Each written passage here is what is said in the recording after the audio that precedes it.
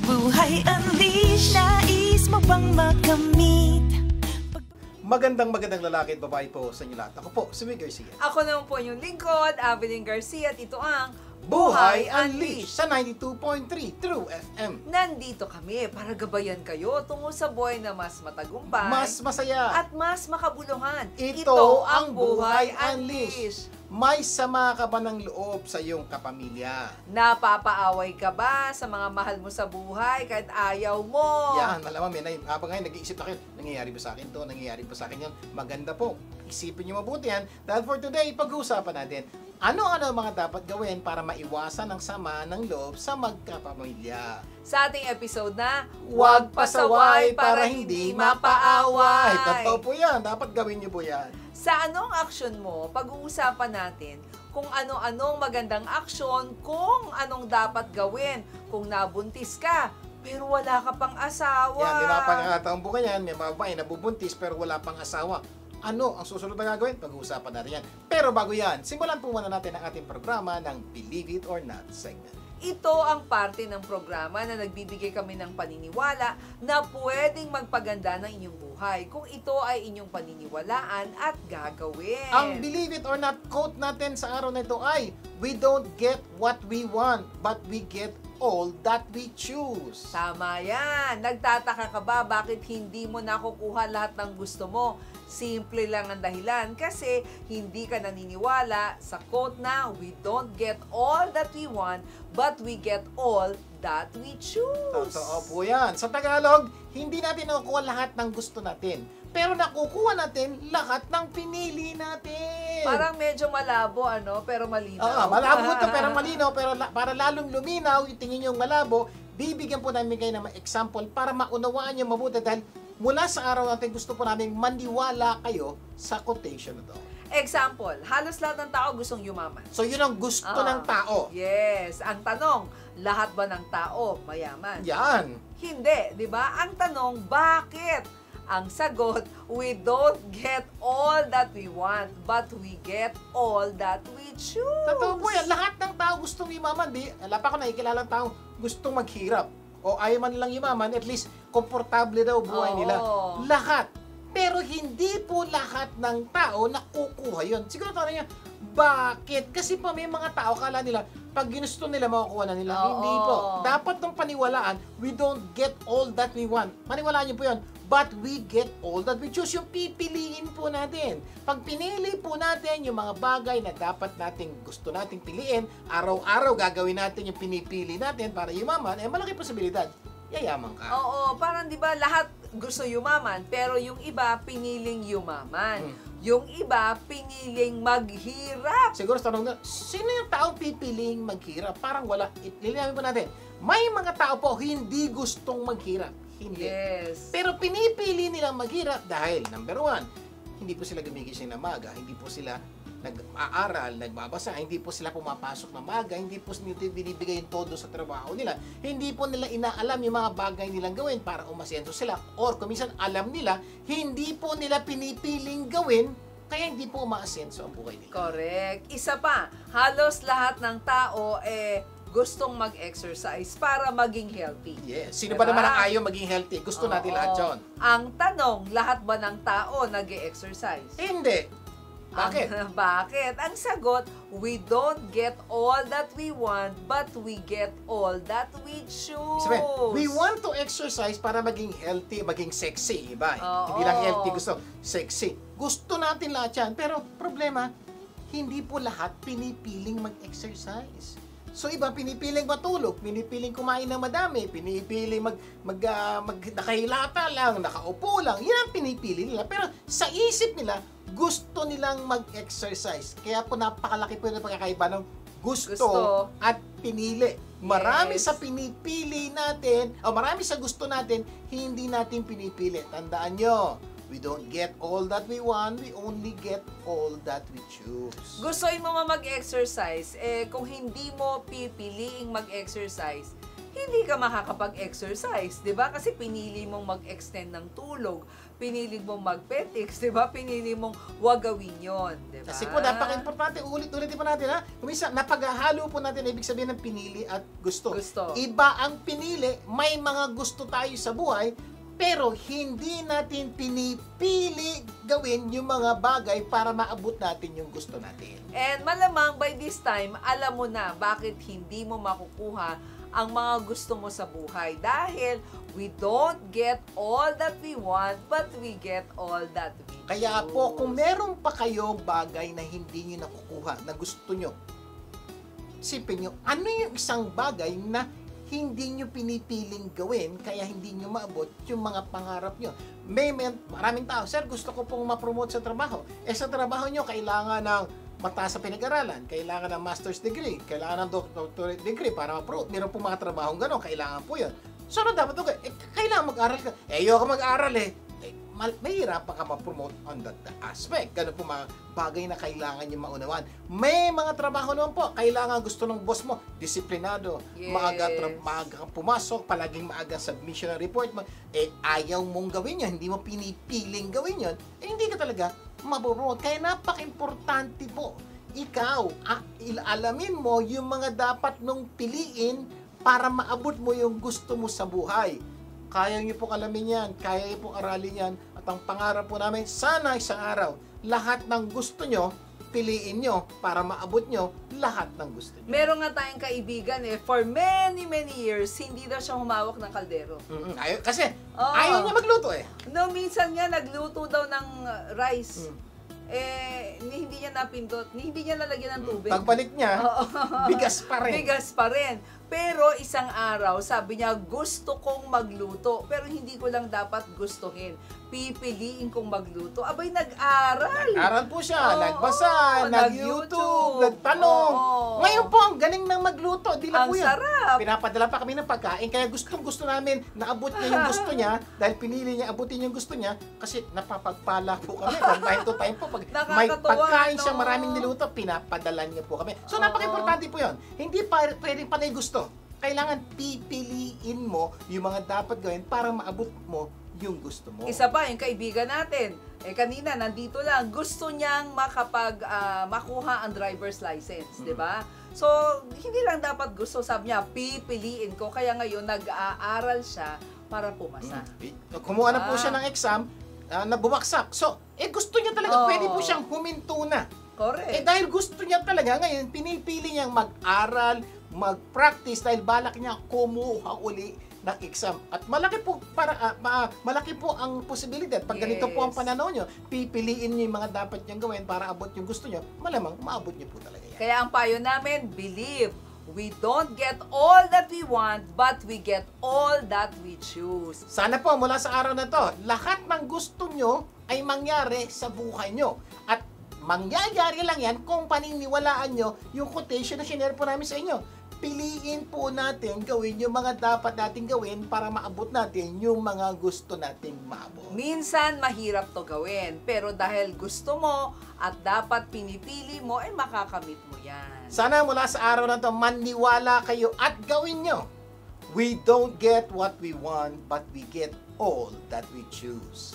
Para maging matagumpay o mas matagumpay sa buhay, gawin nyo po at paniwalaan natin ito. At sigurado po kami, gaganda ang buhay nyo kung maniniwala kayong we don't get all that we want, but we get all that we choose. Sana marami tayong natutunan na tunay na magpapaganda ng ating buhay. Pero, bago tayo mag-break, paalala lang, kung gusto ninyo ng bakasyon na walang konsumisyon, mag-book sa Crown Plaza Manila at Holiday Inn Manila Galleria. magbabalik pa po ang Buhay Unleashed. Huwag bibitiw! Buhay Unleashed, nais mo bang makamit? Buhay Unleashed, nais mo bang makamit? Nagbabalik ang Buhay Unleashed. Ako po si Vic Garcia. At Avelyn Garcia. Dadako na tayo sa ikaw, ang ano action mo segment.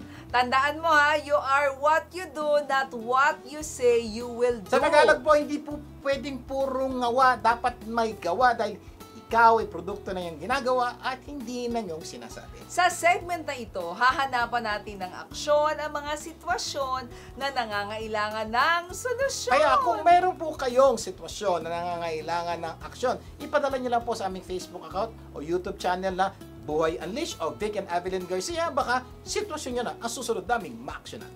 Ang sitwasyon natin sa araw na ito ay ano-anong magandang aksyon kung anong dapat mong gawin. Nabuntis ka, pero wala kang asawa. Yan, may mga pagkakataon po yan, nabuntis, manganganak na, pero wala pang asawa. Sir, ano ang magandang gawin? O ilan po, bibigyan namin kayo ng ilang aksyon na pwede nyo gawin. Number 1, kalma lang.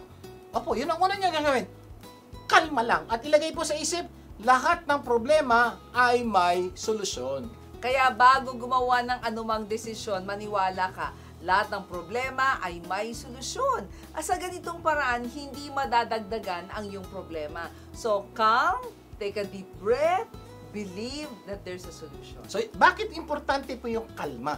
Kasi po, pag hindi ka kumalma, magpapanik ka. Yun ang kabaliktaran po ng mga kuwan. Pag nagpanik ka, kung ano una mo maisip gawin o kung ano una mo madinig gawin, yun ang gagawin mo. Delikado po yun. Kaya ka nga napunta sa problemang yan. Malamang hindi ka kalma. So, ang nangyari po, makakagawa pa ikaw na mas malaking problema. Siguro tanong, paano maging kalma? Yun nga po ang kasunod ng aming suggestion. Kalma, kasama doon, maniwala, kalagay mo sa isip mo, lahat ng problema ay may solusyon. Yung problema pinagdadaanan mo, may solusyon yan. Maaring hindi mo pa alam yung solusyon, pero may solusyon at may mga paraan para malaman yung solusyon. Nagkakaintindihan tayo. Kaya step number 1, kalma lang dahil may solusyon ang iyong problema. Pangalawa, ipaalam mo ang iyong sitwasyon sa mga taong nakakaunawa sa'yo. Huwag mong suluhin. No? So, sa iyong sitwasyon, kailangan mo lahat ng pangunawa, suporta, kaya maghanap ka ng taong alam mong tutulungan ka at susuportahan ka. So, ilinawin po natin ha, ang una mong hahanapin, yung tingin mong mauunawaan ka susuportahan. Hindi po yung taong pinakamalapit sa inyo. Kasi po may possibility na taong pinakamalapit sa iyo, hindi ka maunawaan at hindi ka susuportahan. Problemang malaki po yun dahil lalo ka mamumroblema. So, maghanap ka muna, sino yon? Pwedeng nanay mo, tatay mo, kung minsan parang tingin mo, hindi ka maunawaan na tatay mo, kapatid mo. Baka mas maunawaan ka. O kung tingin mo, hindi ka pa rin kaya, baka maunawaan ng iyong kapamilya, kaibigan. Sir, paano kung tingin ko, di rin nila ako maunawaan? Pwede ka pumunta sa yung spiritual counselor. Hanap ka ng taong makakaunawa sa'yo para mabigyan ka ng magandang paliwanag, direksyon sa gagawin mo. Kasi po, kung lalapit ka sa taong pagagalitan ka, aawayin ka, baka lalo lang magsaray isip mo at makagawa ka ng hindi mo dapat gawin. So, maghanap ka ng taong yun. Pwedeng malapit sa iyo itong taong to, o pwedeng hindi. Pwedeng bago mo lang kilala, kasi baka spiritual counselor yan, o career counselor, o personal counselor. Pwede po, basta maghanap ka ng taong tingin mong pwedeng unawain ang iyong sitwasyon. Pangatlo, pag-aralan ninyo ang pwede mong gawin sa iyong sitwasyon, di ba? Sa tulong ng inyong mga kapamilya, magulang, kaibigan, baka pwede nyo pag-usapan ang mga pwede at hindi mo pwedeng gawin. Yan, so ito na po. For example, nakakita ka na ng taong unawa sa'yo. So, sabi mo, ito yung sitwasyon, ano ba yung pwedeng gawin? At malamang, isa po sa mga sasuggest ng taong nagmakausap mo, is paalam mo sa mga kapamilya mo kasi napaka-importante pong malaman nila. Okay? Baka kasi, kuminsan feeling natin ipapagalitan lang ako, auwain na lang ako nito. Kuminsan yung po isip natin. Pero may magulang po, pagdating sa panahong yan, alam nilang hindi mo kailangan ng pagalit. Alam nilang kailangan mo pang-unawa. Baka akala mo lang yon. Napaka-importante yung paalam sa kanila to dahil baka may solusyon sila na hindi mo alam. O baka naman yung problemang pinoproblema mo, hindi naman pala problema. Pag sinabi mo sa kanila, magagalit ang tatay ko, tatakoy lang ko dito, ganito. Isa sa mga buntis ka na, hindi mo alam ang gagawin mo, meron ka ba ibang kitatakutan? Yung pala nung pagsabi mo, hindi naman pala. Yes. So, napaka-importante po, pag-usapan nyo, ano yung mga pwedeng gawin? Dahil po, maraming bagay na hindi mo alam, pero alam na iba. Yun po yung maganda na. Kaya po, sabi po, turo po ng Diyos, there's wisdom in the counsel of many. Mayroon pong maganda daw pwedeng mangyari pag pinaalam mo sa mga tao. Take note, hindi sa lahat ng tao sasabihin mo. Yung tao makakaunawa sa'yo, tingin mo makakatulong sa'yo. Huwag munang i-broadcast to sa napakaraming tao dahil hindi ka pa sigurado kung ano ang dapat mong gawin. Nagkakaintindihan tayo. Okay, number 4. Oo, napakaganda doon kasi minsan napapangunahan ka ng takot Yung pala, maiintindihan ka naman pala. Number 4, manalangin at humingi ng tulong sa Diyos. So bago ka gumawa ng anumang desisyon, humingi ka muna ng gabay sa Diyos at sigurado may gagabay sa iyo. Totoo po, sigurado po tayo. Kasi may mga pagkakataon, sabi ko sa inyo, humingi kayo ng tulong. Malaki po na itutulong ng mga taong may katalinuhan, may kaalaman sa problema mo. Pero pag-isipan nyo mabuti, sino yung pinakamatalino?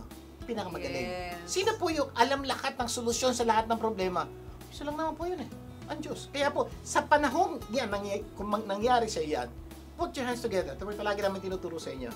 Tumingin po sa langit at kausapin niyo po ang Diyos. Kung matagal man din kinakausap ang Diyos, this is the time.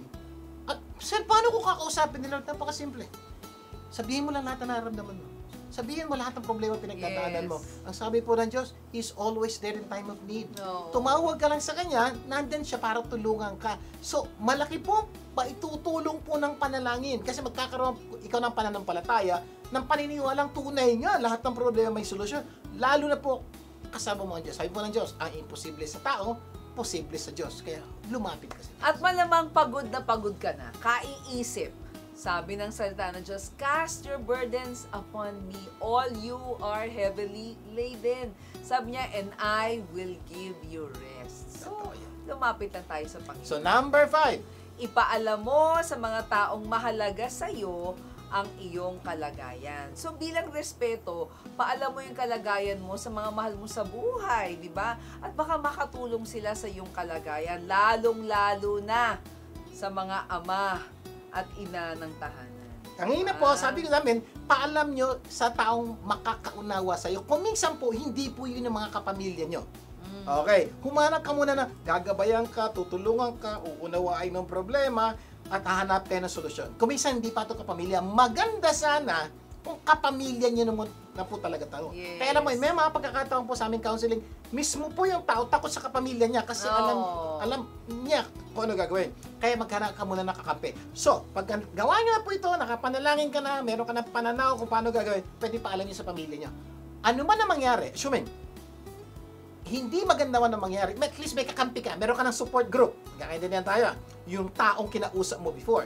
Pero, what if tanggapin ka, supportahan ka, this time, mas marami nang tutulong sa iyo. Kaya napaka-importante, gagawin nyo to out of respect. Nanay, tatay, kapatid mo, paalam mo man lang. At baka nga may solusyon siyang hindi nyo alam. Subukan nyo yan. O baka naman, yung ama ng anak mo, hindi rin alam. Kasama na yun. Kailangan paalam nyo muna.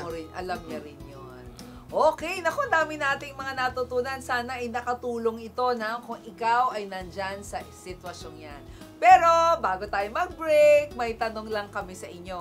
Mahilig ka bang magkape? Ayan, so mahilig magkape. Kaya uso-uso coffee shop ngayon. At coffee break, halos lahat na lang po ng tao umiinom ng kape. Kaya lang po, may konting problema. Oo. Not all coffee are created equal. Number 1. Number 2, may mga pagkakataon po na yung kape po, hindi pwede sa atin. May masamang dinudulot sa atin yung kape. Sometimes yung caffeine. Kung isa naman, yung sugar. Problema po yan. The good news po, today, may kape na po pala na healthy. Oo. At hindi po magdadagdag ng asukal sa ating katawan. Ano po yun, Mama Abilin? Ano yung kape niya? Switch to a healthy coffee. Mag-Glorious 7-in-1 Mangosteen Malunggay Coffee Mix ka na with stevia extract. Healthy na, wala pang asukal na nakakasama sa ating kalusugan. Kasi nga po, ang ginagamit po nila sa kape nila ay stevia. Isa po sa pinaka-healthy sweetener sa buong mundo. So ito maganda, na-enjoy mo na yung kape, pero hindi ka na problema sa problemang idudulot ito sa kalusugan. At kung ayaw mo naman ng coffee, meron din silang Glorious Choco and Tea. Ibig sabihin, hindi lang po sa mga may edad to, maski sa mga bata, pwede po yung choco at yung tea. Kaya make a healthy switch, get a cup of coffee, and drink. Mag-Glorious Coffee na rin kayo. Available sa napakaraming grocery na pwede nyo mabili. Yes. Mamaya, itanong mo lang segment, pag-uusapan natin, ano ang mga dapat gawin para maiwasan ang sama ng loob sa magkakapatid? Magbabalik pa ang Buhay Unleashed. Huwag bibitin. Buhay Unleashed, nais mo bang makamit? Buhay Unleashed, nais mo bang makamit?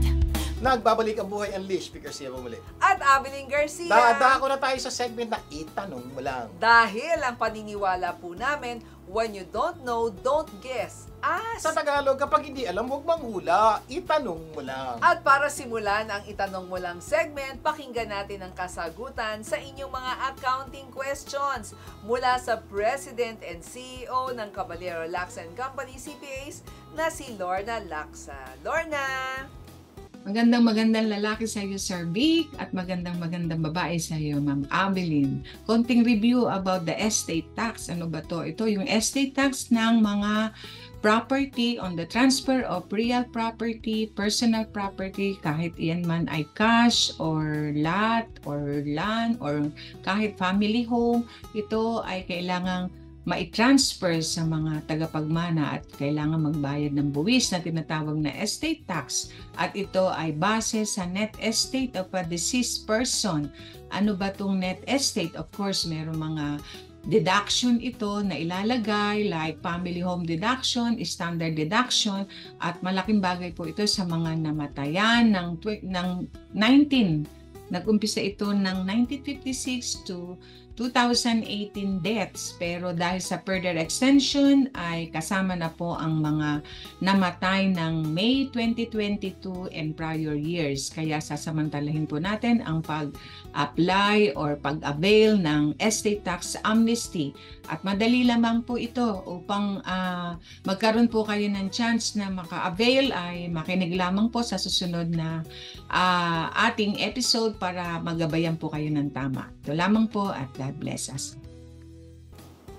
Maraming salamat, Lorna. At kung meron pa kayong problema o tanong patungkol sa accounting, tawagan lang ang Caballero Lacsa & Company CPA sa numero 0917-836-4747 or 0917-810-0796. Okay, makinig po kayo. Ang pag-uusapan po natin ngayon ay ito yung mga bagay na normal hindi natin nagagawa.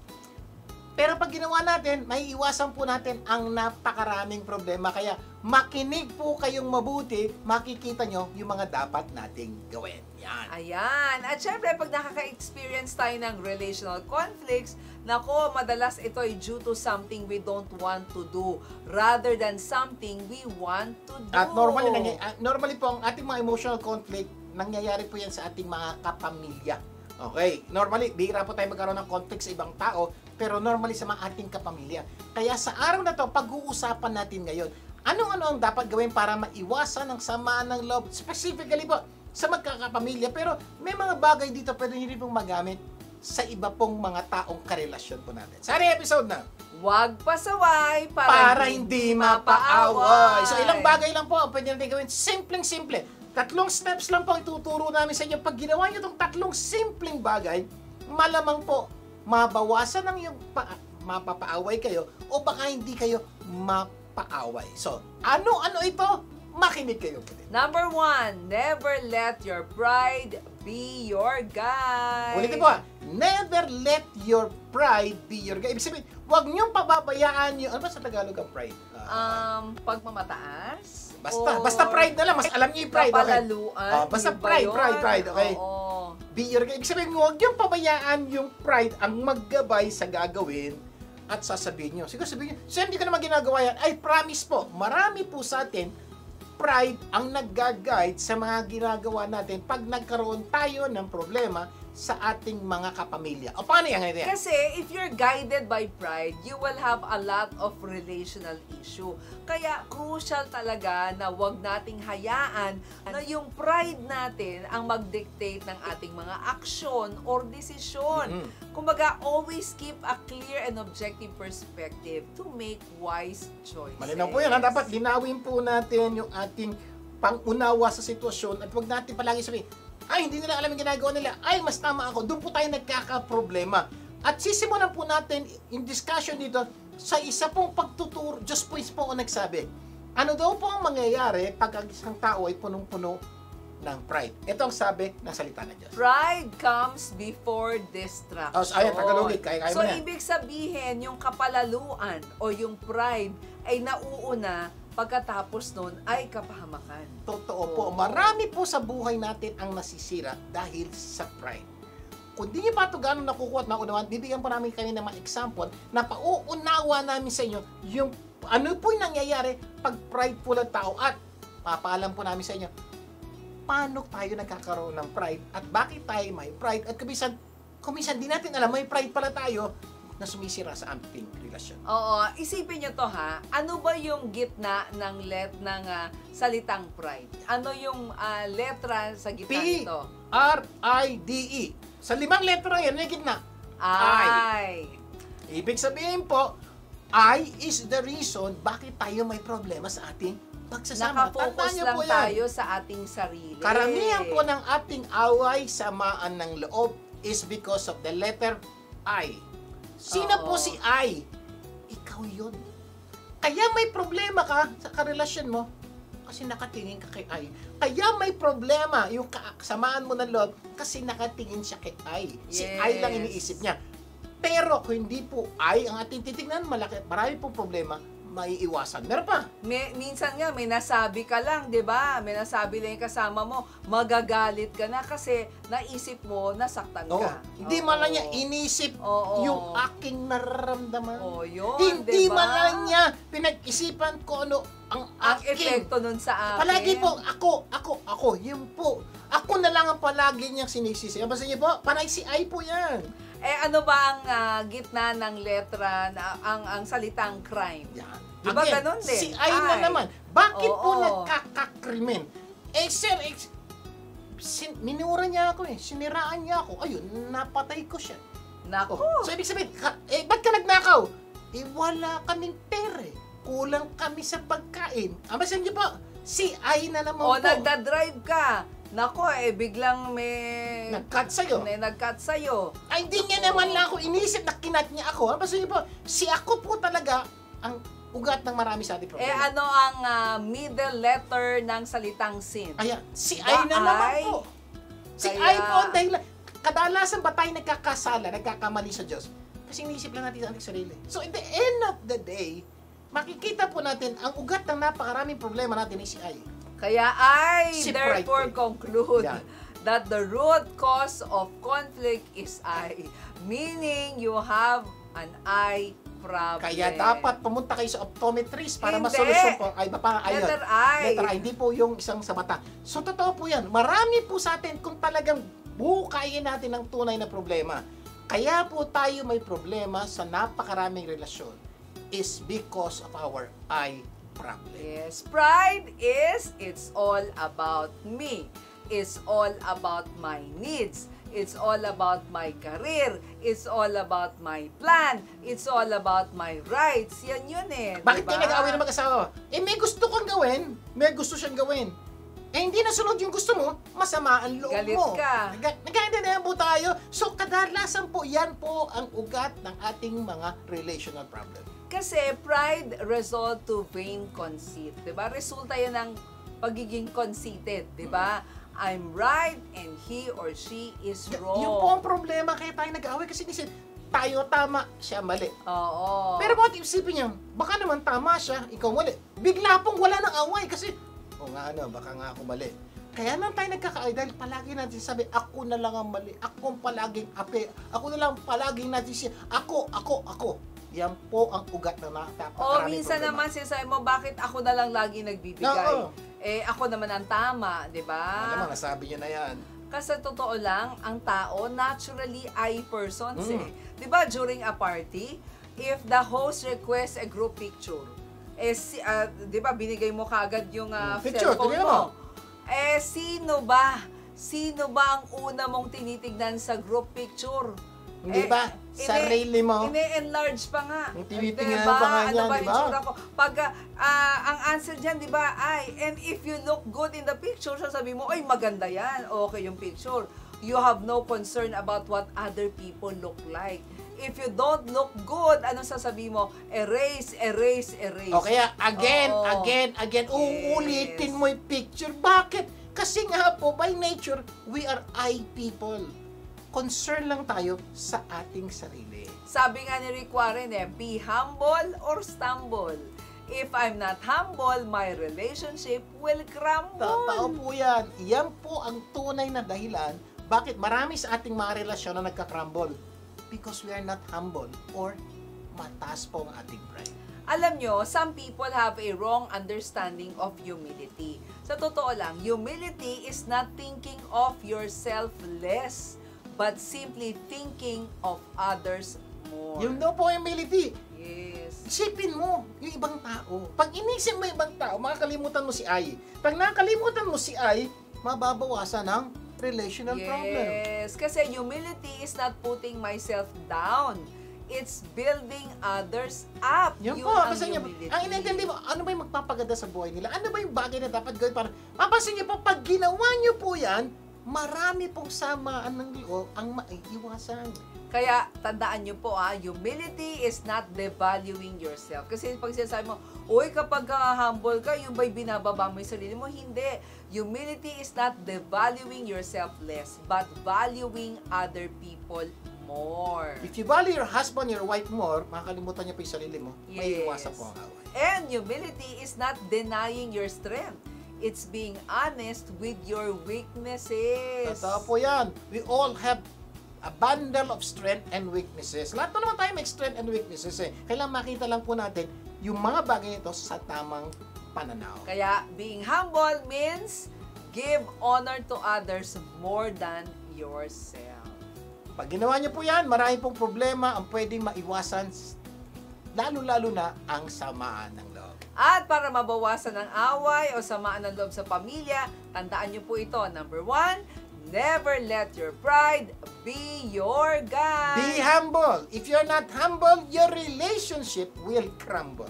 Bago tayo mag-break, we want to remind you to stay pretty with Pretty Looks, Master of Eyebrows. They also offer other beauty treatments for you to stay pretty. Kaya bisitahin niyo po ang kanilang websites for more information at ang Pretty Looks location. Sa aming pagkabalik, itutuloy pa po natin ang ating kwentuhan. Magbabalik pa ang Buhay Unleashed. Huwag bibitin. Buhay Unleashed, nais mo bang makamit? Buhay Unleashed, nais mo bang makamit? Nagbabalik ang Buhay Unleashed, Big Garcia bumalik. At Abiling Garcia, patuloy tayo sa Itanong Mo Lang segment. Sa ating topic na ano-ano ang dapat gawin para maiwasan ang samaan ng loob sa magkakapamilya. Sa ating episode na Huwag pasaway para hindi mapaaway. Number 1 na tinuro natin, napaka-simple pero napaka-powerful. Never let your pride be your guide. Suggestion namin, be humble. If you are not humble, your relationship will crumble. Maraming relasyon kaya nasisira kasi walang gustong umamin sa kasamanan. Number 2, be intentional in paying attention. Ito po, napakasimple po Ay. nito pero marami po sa atin dyan sumasabit kaya nasisira po ang ating mga relasyon. Kasi, di ba, kaya maraming relasyon ang nasisira dahil marami sa atin ay may ADD. Ano Or niyo po, ADD? Oo, alam Ano niyo po? ba yan? Ang ibig sabihin, pwedeng humula o magtanong ka sa katabi, di ba? Sa lang, by this time, medyo ano yung ADD? Ngayon ko lang nadinig yung ADD. Pero kayo mag-alala, matagal nyo nang ginagawa ang ADD. Ano yung ADD? Attention Deficiency Disorder. We have short attention span. So basically po ng ADD, kuminsan, hindi po tayo nagpe-pay attention sa sinasabi o ginagawa ng iba. Kadalasan po, nagpe-pay attention lang tayo sa mga ginagawa nilang nakakasakit sa atin. Kuminsan, nagpapaliwanag po sila, hindi tayo nakikinig.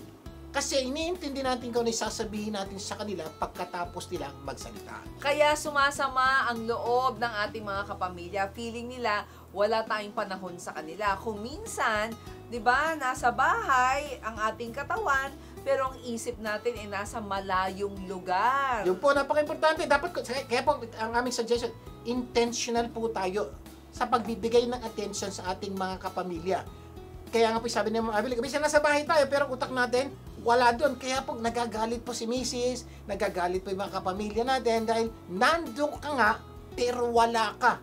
Kaya wala ka kasing attention sa kanila, kaya sumasama ang loob. And you pay more attention sa screen more than you pay attention to people. Madalas nasa cellphone, nasa computer, nasa TV, di Yan ba? yung screen, yan po yung screen. Laki po ng Oo. problema yan. Kaya nga po, napaka-importante kung kayo mag-asawa, lagay kayo ng mga batas na pag kayo magkasama at wala namang pong approval sa isa't isa, wala pong screen. Pero kung may panahon naman talaga kahit magkatabi kayo, gusto nyo tumingin sa screen, hindi rin po naman masama yun. Ang importante po is kailangan malaman nyo may panahon kayo at oras kayo sa isa't isa. Ito ang isa sa pinakamalaki nating problema, di ba? Kaya to solve this problem, we need to be intentional in paying attention to others. Yan nga po, kami po, agad maaari po, pinapractice po namin ni Ma'am Evelyn sa aming pamilya. Pag oras ng kainan, wala munang gadget. Okay, tapos po, every night po, bago kayo matulog, at least 1 hour po, bababa po namin ang aming mga gadget, uusap po kami sa mga bagay na dapat natin pag-usapan. Dahil kuminsan po, masyado po tayong nalilibang sa mga screen, sa mga gadget, na kuminsan nakakalimutan po natin bigyan ng atensyon yung tunay na importante sa ating buhay. Ito po pagkakaiba. Yung mga natin sa buhay, pag nainis na yan, nasa na yan, pwede na umalis yan. Yung gadget nyo, maghihintay po sa inyo habang buhay. For example, iwanan nyo yan. Pagbalik mo, wala nang nandiyan pa yan. Ang ganda po nun is, you can always have time for that thing. Pero kung minsan po sa ating mga kapamilya, baka maubusan na tayo ng panahon at isang araw magsisi tayo. Bakit? Gusto man natin mag-pay attention to them, pero wala na sila dyan. Meaning, sasadyain ha, hindi hihintayin. So, ito yung mga simple tips lang to be intentional in paying attention. Yung sinabi mo kanina, put some rules like no cellphone while eating. So, Diba? gawa po kayo ng mga ganyang simpleng usapan. Kung may lights off, dapat may wifi off or cellphone off. Yeah, diba? pwede po kayo magsabi na pagdating ng 9 o'clock, 10 o'clock, 11 o'clock, hindi ko alam kung anong oras ang tulog nyo.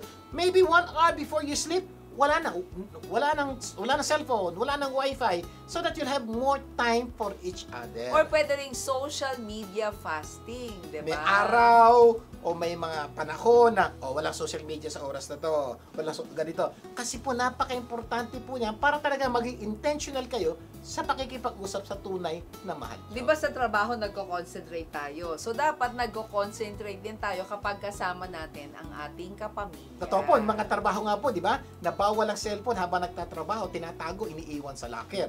Kung nangyayari po yun sa kumpanya, pwede rin pong gawin sa ating mga pamilya. O, di ba? Naalala nyo, di ba? You cannot be a good Samaritan if you don't pay attention.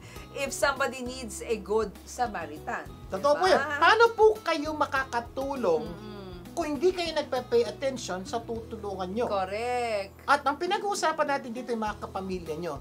Paano nyo pong malalaman may problema yung kapamilya nyo if you're not paying attention? Kung minsan po, may mga problema sila, pero hindi nila sinasabi.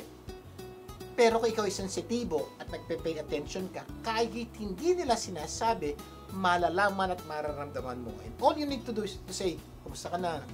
O, gusto mo ba mag-usap? Kape tayo. Kung minsan, those simple words can urge your kapamilya to speak out sa problema ang pinagdadaan niya. At para mabawasan ang away o samaan ng loob sa pamilya, gawin nyo po yan. Be intentional in paying attention. Huwag hintayin magkaroon ng oras sa inyong pamilya. Sadyaing magkaroon ng oras sa inyong pamilya. Tandaan ha, pag may oras na ako, hindi po. You make time, you set time, you schedule time para sa iyong pamilya kung talagang importante sila. Kasi po, isa sa malaking dahilan ba't sumasama ang loob nila, wala kang oras, wala kang panahon sa kanila. So, kung magsiset ka ng panahon, for example, oras kumain, magkakain kayo at least once a day. Magde-date kayo at least once a week. Is to celebrate yung mga important days. So, napaka-importante po na may mga bagay na dapat i-celebrate nyo. For example, we eat together. For example, once a week, we date. O kaya mga special occasion po, monthsary, anniversary, iset nyo may araw na yon na magbigay ng attention sa tunay na mahal mo. Oo, ang ganda ng sinabi mo, huwag hintayin, di ba? Magkaroon ng oras sa iyong pamilya at sadyain. Ibig sabihin, you will really think about it. You will plan. Magpaplano kayo kung saan kayo pupunta. Diba? You will plan your itinerary. Hindi yung hihintayin mo na lang nababagsak sa'yo yun. Hindi mangyayari. Or sasadyain mong bumisita. Pupuntahan mo yung mga kapamilya o yung mga taong gusto mahalaga sa'yo. You really have to make effort. Kaya nga sinasabi, parang sinasabi, ay, why don't you come? Kasi wala akong time. Hindi, you have to make time. Lalo na po, magbisita sa iyo mga nanay, kung makita kayo sa nanay, sa Oo. tatay nyo, lola nyo, tito nyo, napaka-importante po yung mga bagay niya. Ayan, so be intentional in paying attention. Mamaya, itutuloy pa po natin ang ating kwentuhan. Magbabalik pa ang Buhay Unleashed. Huwag, baby. Buhay Unleashed, nais mo bang makamit? Buhay Unleashed, nais mo bang makamit? Patuloy tayo sa ating segment na itanong mo lang. Sa ating topic na, ano-anong dapat gawin para maiwasan ang sama ng loob sa magkakapamilya. Sa ating episode na, huwag pasaway para hindi mapaaway. Okay, review tayo ha. Number 1, don't let your pride be your guide. O yung pabayaan yung pride nyo maggabay sa mga dapat nyong gawin. Kasi pag pinabayaan nyo yung pride nyo, marami kayong maling magagawa. Problema po yan. Number 2, be intentional in paying attention. yeah, so, Diba? napaka-importante po. Kaya po marami napapaaway kasi feeling po nung kapamilya nyo, wala ka ng oras sa kanya. Pag binigyan nyo po ng oras, specific time, schedule nyo po, mababawasan po yung away o baka wala ng away. Kaya napaka-importante po ito. Para hindi mapaaway, gawin nyo na itong mga bagay na to. At number 3, do what would Jesus do? Sa Tagalog, Gawin mo kung anong gagawin ni Jesus. kung Diba? si Jesus po nasa sitwasyon mo, ano gagawin niya? So, ano dapat mo gawin? Alamin mo yung gagawin ni Kristo sa sitwasyong nandun ka, ay malamang tatama ka. Oo, aayos ang iyong pagsasama at maiiwasan ang samaan ng loob. So, yun po yung napaka-importante. Do what Jesus do. So, pag ginawa nyo po yun, tingin nyo, mamamali kaya ang sitwasyong nandun kayo? Kaya napaka-importante po, nitong tip number 3, this is so powerful. O pag may ginawa yung kapatid mo, asawa mo na maliit na bagay, ano kayang gagawin ni Jesus kapag nasa sitwasyon ka? Malamang patatawarin mo, palalagpasin mo. Ang Diyos hindi nagkakamali. Kapag ginawa natin yung gagawin ni Jesus, malamang hindi din tayo magkakamali. So, yun po, napaka-importante po, gagawin nyo yung gagawin ni Kristo kung siya ay nasa sitwasyon nyo. Parang ano action mo? Ito, Oo. ano action ng Diyos sa problemang ito? Pag ito po naunawaan, natutunan nyo, ginawa nyo, promise po, marami kayong away na maiwasan. At malamang ang tanong Eto na. ninyo, how will I know what would Jesus do? Yeah, oo nga naman. Yun ang tanong. Sir, sabi nyo, do what Jesus do. Okay na ako doon. Paano ko malalaman yung gagawin ni Kristo sa sitwasyong ito? Hindi ko alam. We have a good news for you. May paraan para malaman on what will Jesus do sa mga sitwasyong meron ka. Paano? Sisay natin. Maraming paraan. Number 1, do what Jesus taught you to do. Paano yun? Diba marami sa atin, laking simbahan, diba? Sa simbahan tayo natututo ng maraming bagay na ginagawa ni Jesus. Di ba? Kung nasa simbahan po tayo, Oo. nakakapakinig po tayo ng sermon, ng preaching, at tinuturo doon. Okay, nung nangyari ito ang ginawa ni Kristo. O ito'y utos ni Kristo. Ito'y sinabi ni Kristo. Pag binato ka ng Batoy mo ng tinapay. Wala po sa Bible. May point po dito, sinasabi po, tinuro po sa atin, may mga bagay, may mga pagkakataon na turuan tayo ng ibang tao. O Oo. kaya, may mga tinuro sa atin sa eskwelahan. Pero pinakamadami po, tinuro po sa atin ng ating mga magulang. Nung tayo po'y lumalaki, sabi ng Diyos, ito gawin mo, ito gawin mo, ito gawin mo. So, that's one way. Yung tinuro ng nanay mo, ng eskwelahan, ng simbahan, Yes. na sabing, ito yung mga ginawa ni Kristo noong mga papanahong ito, gawin mo. Example, sabi ng Diyos, give. give, tinuro sa atin ng nanay natin yan. It will come back to you. Sabi ng simbahan, matayin tayo ng church, forgive, magpatawad Oo. tayo. So, ibig sabihin, kung may nagkasala sa'yo, sabi ng Diyos, patawad. Ilang beses niya na ginawa ito. Sabi ng Diyos, Bible po nagturo, magpatawad ka 7 times 7. Marami po. Ibig sabihin po, at the end of the day, magpatawad ka hanggang sa dulo ng walang hanggan. So, ito po yung mga bagay na turo sa atin. So, ano gagawin mo? Yung tinuro sa atin, gawin natin, ay malamang po maiiwasan ang problema. O, pangalawa, do what is written in the scriptures. Or the Bible. Oo, marami sa mga ginawa ng Diyos, nasa Bible naman. So, babasahin lang natin at gagawin natin kung ano yung nakasulat doon. So, diba? napakasimple mo, di ba? Another Oo. way po to do what would Jesus do is you read the Bible. Nandun po yung mga turo. Honor your father, Father and your mother, diba? husband, love your wife, wife, submit to your husband. So marami pong mga bagay na nakaturo. ganun pala yun. Ganito pala. O sabi ng Diyos, vengeance is mine, I will repay. Wag ka daw gumanti sa mga tao nang wawalang hiya sa'yo. Pabayaan mo akong gumanti, sagot kita. Yung sabi pa sa Biblia, there are ways that seems right to us, but the end thereof are the ways of death. May mga bagay na tingin nating tama, pero at the end, mali. So, pag tiningnan mo lahat yun, ito pala yung dapat gawin. At pag ginawa mo ito, malaki po ang posibilidad maging maganda ang resulta nito. Pagka merong nalilito ka, di ba? Trust in the Lord with all your heart and lean not on your own understanding. Minsan kasi, ang pinapairal natin yung sarili nating pangunawa. But in all your ways, submit to Him and He shall direct your path. Number 3. Do what your spiritual leader tells you to do. Especially kapag ka nagpapa-counsel ka, di ba? May mga pagkakataon na talagang hindi natin alam yung gagawin. So, pwede ka mag-ask ng counsel, di ba? Ask your pastor, yung priest, or your spiritual leader. So, may mga pagkakataon po talaga hindi natin alam. Sabi ko, sir, hindi ko malaman yung gagawin ni Lord pag nangyari ito. Hindi mo mabasa sa Bible, hindi mo makita kung saan. Kuminsan po, may mga taong alam yun, nabasa na hindi mo lang alam. Magtanong ka sa mga taong malapit sa Diyos o malaki po ang pag-unawa sa Diyos at malaki posibilidad po na alam nila yun. Kaya napaka-importante po yung pa-counsel. Kaya nga sabi, there is wisdom in the counsel of many. O ano pa yung pwedeng gawin? Do what God will tell you directly. Paano yun? Naalala niyo si Virgin Mary, di ba? God used an angel to tell Mary what she needed to do. May mga pagkakataon po sa ating panalangin, Oo. parang mararamdaman natin na sinasabi ang Diyos sa atin, yun po ang gawin natin. Kasi po, totoo po, ang Diyos pa nakikipag-usap sa atin at mararamdaman po natin yan at alam po natin kung anong gagawin natin pag nadinig na po natin sa Oo, Diyos. God will speak to us naman di ba? You can discern it. Remember Paul, di ba? He was able to talk to God, di ba? Si Pablo. So, if Paul was able to talk to God, it is fair that we should also be able to talk to Kaya God. po, manalangin po tayo mabuti. So, remember, yung 3W ha, God can speak through you. Paano yon? Whisper of God. Number 1, may Oo. manadinig ka sa Diyos.